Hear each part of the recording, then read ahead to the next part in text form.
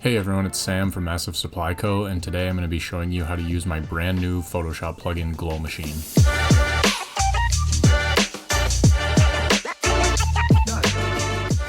GLOWMACHINE is a super dope plugin for Photoshop that allows you to create CRT modulation effects as well as glow effects. It's completely non-destructive and it's super easy to use, so I'm going to jump right into how you can use it. Installation is super simple. You're going to grab the GLOWMACHINE ps.ccx file. You can just double click this and it's going to begin to install on Creative Cloud. Once you've done this, then Creative Cloud is going to prompt you to install a non-marketplace plugin. Since you haven't downloaded it through the Creative Cloud app, you can go ahead and click install. It's going to give a couple warnings. You can pause here and read if you want, but just as some disclosure, GLOWMACHINE cannot make and receive network requests or access devices present on your computer. It will read a pattern file that's on your device, but otherwise GLOWMACHINE won't do any of these other things on here. So if you agree to this, you can go ahead and hit OK, and it's going to install. Once you've done this, the plugin panel is going to pop up in Photoshop, meaning that we're ready to go ahead and use it. If you ever close GLOWMACHINE and you need to get it back, you can go ahead and go into Plugins, GLOWMACHINE, click on it and it'll come right back. To demo, I've grabbed this image that I actually used in a design that I posted on my Instagram a couple months back. If you don't follow me on Instagram, you can click on the link in the description and you can find me on Instagram, follow me, and be notified when I make updates to GLOWMACHINE or when I launch other products as well. So make sure you click on that. You can go ahead and follow me on Instagram. So like I said, the process of getting started with GLOWMACHINE is super simple. I'm going to select my layer, this image that I have here. I'm going to go ahead and click convert, and you can see how fast this plugin works. I immediately converted my image into an editable GLOWMACHINE group. Now that we've converted our layer into an editable group, we have access to these buttons as well as 3 different sections: the pattern and style, the glow and blur, and the color and lighting sections. I'll get to the buttons in a bit, but I'm going to cover the slider and effects sections first. So up at the top, you have pattern and style. We have a drop down that allows us to switch between different styles of pattern. You can also use the arrows to scroll through them. So you can scroll through, find one you like. Personally, I'm going to be using the scan lines for this one. Once you've selected your pattern, the pattern size and pattern strength are going to actually affect the size and strength of the pattern that's applied to your image. So if I increase the size, my pattern scales up. If I decrease it, it scales down.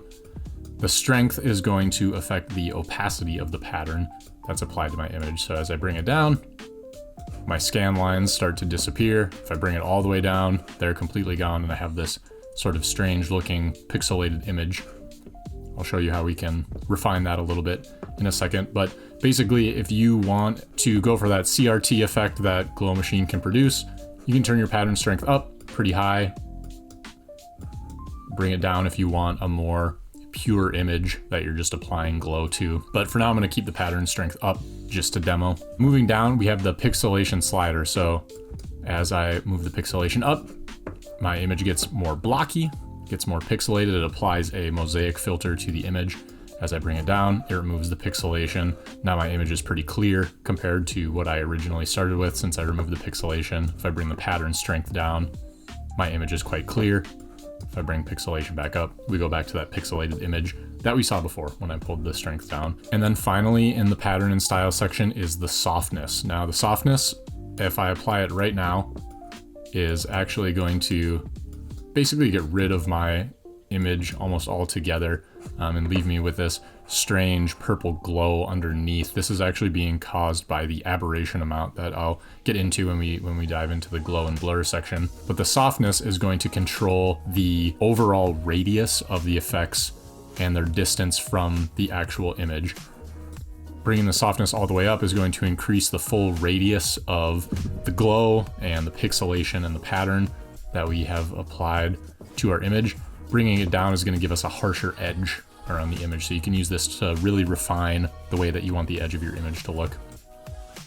So we'll get back to that in a second as well, once we've made some more changes to our image and to our effects and really see how the softness can play with our image. So for now, we'll keep it up and move down to the glow and blur section. Before we do that, I'm going to bring my pattern strength back up And let's increase the size a little bit to really see that old-fashioned TV effect that GLOWMACHINE can produce. So jumping down to the glow and blur section, this is really going to be a big bulk of what we are creating. If you're focused on creating glow effects more than you are creating these CRT or old TV style modulation effects, you're going to be spending a lot of time down here in the glow and blur section. Right at the top we have a Gaussian blur. This is quite simple. This is going to apply a blur to your image. Obviously, if we turn it up really high, we're going to completely lose our image. This is going to be obviously different if you're working in a larger canvas. Since my canvas is fairly small, I'm going to keep my blur low to not completely destroy my image, but bringing the blur up just a little bit distorts my image somewhat. The vertical blur is a motion blur applied to my image that I can increase or decrease the distance of. If I bring my other blur down so we get a little more fidelity in our image, you'll notice I'm applying a vertical blur going up and down from my image, and this slider is going to impact the distance that that blur is applied. So you can, again, use this to further style your image before we go ahead and apply our blur effects. The different glow effects that we have access to are inner glow, which we can control the amount and size of, outer glow, which we can also control amount and size of, and the ambient glow. The ambient glow is a large glow that is applied to the entire outside of our image. With the ambient glow amount, we're able to control the opacity of it, but I'll get back to that in a second. The inner glow amount is going to allow us to control the opacity of our inner glow. Might be a little bit hard to see here, but if I zoom in a bit, you'll notice when I bring the inner glow all the way down, the inside of my scan lines are a little bit brighter, or a little bit more white. And as I bring the inner glow up, I get some more of the green color that is applied to my entire glow image. So this we can use to control the opacity of the glow applied to the interior of our image. And the size is going to affect the distance from the edge that it's applied. Now, using the scan lines isn't going to give a great example since our distance here is only a couple of pixels. The inner glow is going to be tough to bring down to a really small amount to only affect the edge. But if I go back and bring my pattern strength down, for example, can I bring all my blurs and pixelation down so I get a really, again, more pure image. If I bring my inner glow size, now you can start to see the effect of this slider a little bit better. Bringing the size down is going to affect mostly just close to the edges of my image. Bringing it up is going to knock out some of these white areas in the middle of my image. So I could have a large radius and low opacity, could go high opacity with a really small size. Those are the controls we have over inner glow, and the outer glow controls are exactly the same. We have control over an opacity or an amount on the outer glow, as well as a size. If you want a glow that's just right on the edge of your image, or one that stretches across your canvas, the outer glow amount and outer glow size are going to give you control over this. So we could go really small and really bright here. And if I bring back my pattern strength and my pixelation, and I start increasing my outer glow again, you'll see that even just this outer glow size makes such a big difference over how my image actually appears. If I want a more subtle glow, we'll bring the amount down. So that's the inner glow and outer glow controls. Like I said, we also have an ambient glow amount. This is going to control the opacity of an ambient glow that's applied more to our general canvas rather than to our image.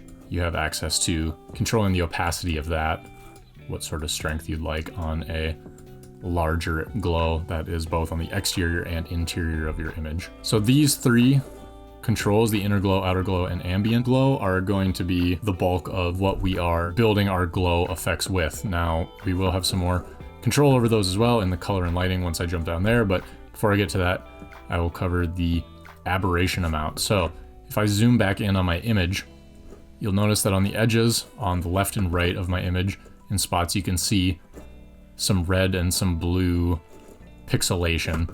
This is controlled by the aberration amount. When I had brought my softness down earlier, This purple haze that we were seeing was brought on by the aberration amount, which I had mentioned. If I have my softness all the way down and bring the aberration amount down, you'll notice that that purple glow is gone. If I bring it back, it comes back really strong. If you're trying to create this old CRT, this old TV kind of look, you can add sort of a glitch effect to your image with this aberration amount slider.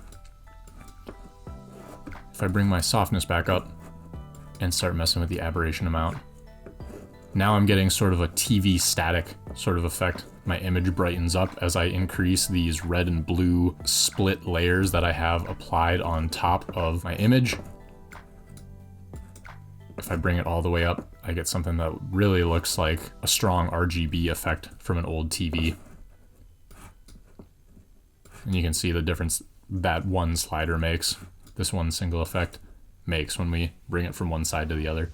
So it's obviously all up to personal preference and all up to case by case, but the aberration amount will give you a lot of control over the design of your image. So I'm gonna set my glow pretty high and pretty bright. Now that we know how the pattern and style and glow and blur work, the final application that we are going to be applying is on our color and lighting. Now, the top 3 items in the color and lighting section are applied pre-effects.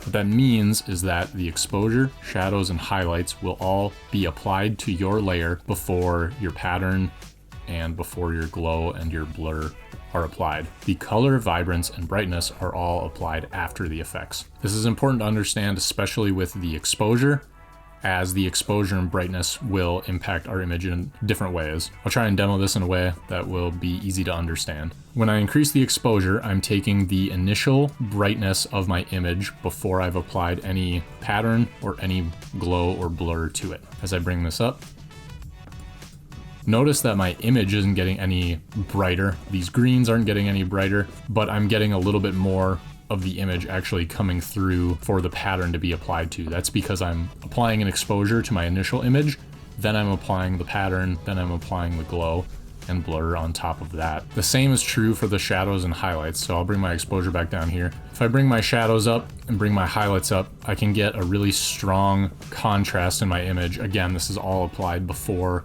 my pattern styling and glow and blur effects are applied. So if I want to crank up the highlights of my image before I apply any effects to it, or I want to crank up the shadows of my image, I can do that with the exposure, shadow, and highlight sections. So use these to control the contrast before you've applied any patterning or any blur or anything like that. Moving on to the color, vibrance, and brightness. Like I said, these are applied after your pattern and your glow and your blur are applied. Color slider should be fairly straightforward. Set the color of your image with this. It is a 360-degree wheel, so you should have access to any colors you're looking for. For now, let's do sort of this teal color. If I wanted to boost up this color that I've applied, I can do that with the Vibrance slider. The Vibrance is going to give me access to negative values and positive values. I'm able to go down to -50, completely desaturating, pulling all the color out of my image, or I'm able to go all the way up to 100, which really is going to boost the saturation of my image. It's going to shift my color somewhat if I bring it up to really high values, but you can use this Vibrance slider if the colors that you're getting from the color slider aren't exactly what you're looking for. Turn up your Vibrance and you can get a stronger color. You may need to adjust a little bit in your color slider afterwards, depending on what look you're trying to achieve. And the brightness slider, this is going to be applied finally after all of our pattern, after all of our glow. The brightness is going to differ from our exposure in that as I turn this up, actually, I'm gonna get different results as I change the vibrance here as well. If I bring this vibrance down and I bring my brightness up and even give myself a little bit more exposure to get some more brightness in my image. By bringing up the brightness, I can get more of a core highlight color in my image. So bringing the brightness up, instead of having that teal, this sort of blue-green color that I have applied on the interior of my image, as I bring up the brightness, I'm sort of getting some more white values in my image. And if I bring my inner glow amount down as well, because the inner glow amount is controlling the opacity of my inner glow as well, remember, if I bring that down, I can remove some of the green inner glow that's being added onto my layer. And now you're really starting to see the effect of the brightness slider. So if I bring this up high, I can get a white core. This might be more true to what an actual light produces, with a really bright white interior with a glow to the outside. If that's a look you're trying to go for, then you can achieve that with the brightness slider. But remember, the inner glow amount is going to work in tandem with that. So we can really refine the inside of our glow by changing the inner glow size and amount alongside the brightness to get the look that we want. Now, if I jump back up to the softness, which I had been talking about earlier, we can get a little bit more of an idea on how the softness slider works. If I bring down my softness, I'm reducing the radius of the effect on the edge of my image, and I'll zoom in here to make it a little easier to see. Bringing up the softness, I'm going to get a little bit more. There are going to be more pixels that are transparent near the edge of my image. Bringing the softness down is going to make that much more harsh. And now all of these pixels on the edge are perfectly opaque or completely invisible. So the softness, as I mentioned earlier, is going to control the radius on the edge of your image, but it's also going to allow you to refine that edge. If you're looking for something like this, that's a little bit more soft with some of these transparent pixels, bring your softness up. Looking for a hard edge, you can bring that softness down. Now, as I mentioned, GLOWMACHINE is a non-destructive and fully editable plugin, but it also, because of that, is able to remember all of the values in your image and in your group. That means that you can have as many different GLOWMACHINE groups in a canvas or in a project as you want, so long as you make sure that they're set up properly. When GLOWMACHINE first converted our layer, it created a group over here called GLOWMACHINE containing another group called GLOWMACHINE. As long as this group on the inside is called GLOWMACHINE, selecting this top group is going to allow the plugin to always remember the values. So the way that GLOWMACHINE works is it references the name of the inner group. That means that instead of copying a layer and having to rename it in order for the plugin to remember, you can now copy it. You could call it something else. We could call it image, and GLOWMACHINE is going to remember all of the values so long as this group on the inside is called GLOWMACHINE. I'm going to take my initial image and move it to the left here, and I'll move this copy over to the right. Once I've made a copy, again, it's the same thing. I can go ahead and make changes to my image as much as I'd like. So you can quickly make side-by-side comparisons on different images if you'd like to. You can iterate. You can have multiple different images and styles applied to them throughout your design and throughout your canvas. And again, because GLOWMACHINE is editable and non-destructive, you can always switch between layers. The plugin is always going to remember the values that you have applied, so you can always switch between them and make changes. Now finally, the last two things that I haven't covered in GLOWMACHINE are these last two buttons up at the top, the edit and cancel buttons. The edit button, when you're selecting a GLOWMACHINE group, is going to take you directly to the smart object of that image. In case you want to go back and make specific changes to the image that GLOWMACHINE is applying effects to, you can go ahead and do that. Say I wanted to come in here and add some text. Maybe that says GLOWMACHINE. We'll try and help this text stand off the background by just putting a shadow so we can see what we're looking at when we go back to the main image. So I'll put this text on here, save it, and because it's a smart object within our group, we're going to get that update applied to our images here. So the edit button is going to give you quick access to the smart object that is being affected within your GLOWMACHINE group. And then the final button is the cancel button. This is going to allow you to retrieve your initial image and delete the GLOWMACHINE group that you're working with. So if you don't like the results that you're getting, go ahead and let's say I want to delete this new group that I just made. I can select it, click cancel.